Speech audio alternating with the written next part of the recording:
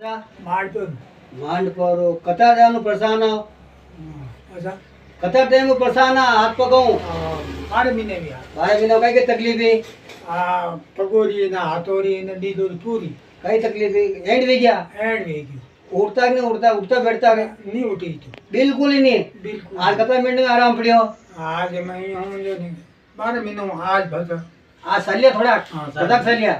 મજા હઉ જાગ્યો हो सलिया हो। जी ओरोवियो ઓ हाथ हाथ पहले हाथ किस तरह होता हूँ मैंने આ રોટી નહીં ખવી હતી अबे અમે તો ખવી છે आया मुंडा में मुंडा में अबे तो ये हाथ मुंडा में गया દોઈ बिल्कुल फ्री हाँ। अबे अटो दुखतो बनवियो હા તો ये अटो ए दुखता बनविया लिया अबे उठो वहीं देखो दे उठो वहीं अबे उठो में फर्क पड़ियो कहीं કર્યો पहला नहीं उठ सकता बिल्कुल ही હા कता मिनट में आराम पड़ियो वासा ઘંટા પીધો हाँ ઘંટા घंटा में फ्री हो गया હા बैठो और क्या तकलीफ ही બસ અમે તો નહીં હે અમે તો हाँ ઠીક હે और एक बार वापस आ जाओ હા સર कहीं और कोई वे उन्हें ला लेना हो जाओ कहीं હા આપણે હો વી જાતો हाँ। લીધો હું ઘટના આરામ પડ્યો ના હઉ